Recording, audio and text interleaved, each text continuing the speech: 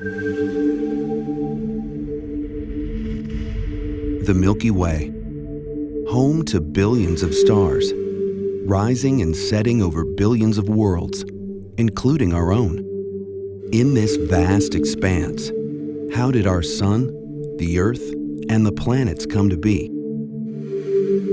In recent decades, our understanding of the solar system's evolution has greatly improved, but deep questions remain.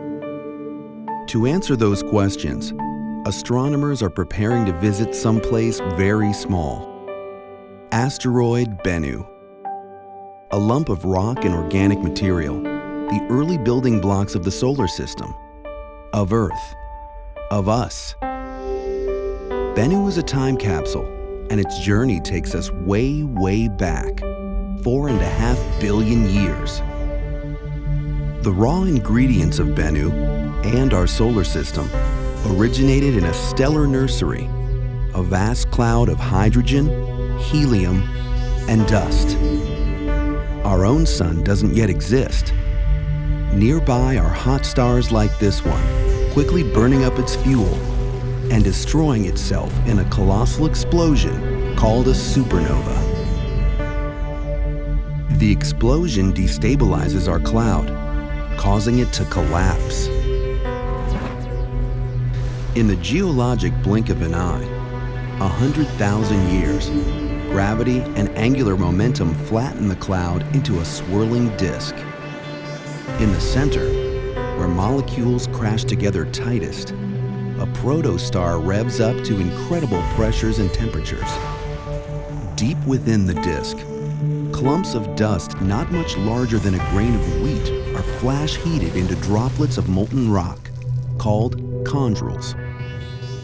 The source of this heat remains a mystery. Chondrules are destined to become the building blocks of the solar system. Coaxed by gravity and turbulence, the chondrules clump. They grow into the first asteroids, into mountains, into planets. The asteroids are rubble piles of rock, metal, ice, and organics.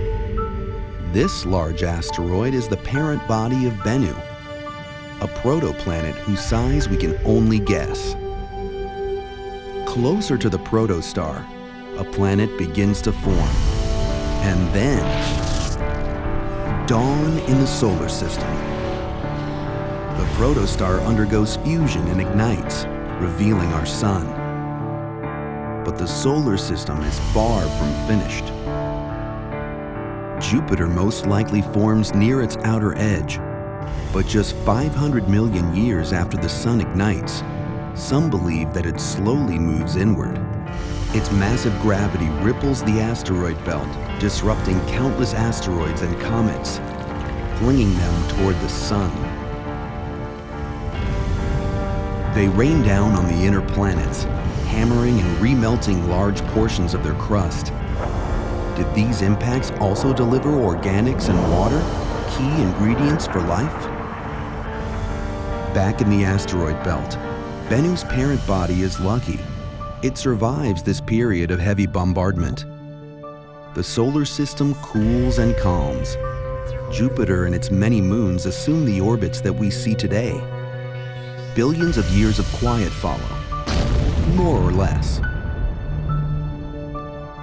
Then 1 billion years ago, one theory suggests a collision shatters the protoplanet.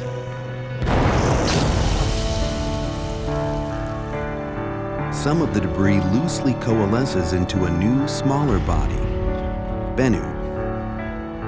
But Bennu will not stay in place. Dull, non-reflective, it slowly migrates toward the sun. Solar heating turns its warm side into a low-intensity thruster. Through millions of years, Bennu's orbit gradually tightens until it interacts with Saturn's gravity, altering its trajectory and hurling it into the inner solar system. Close encounters with Earth and Venus follow. Their gravitational tugs may have repeatedly stretched and reformed Bennu, turning it inside out and pulling off loose material. As a result, it has no satellites of its own.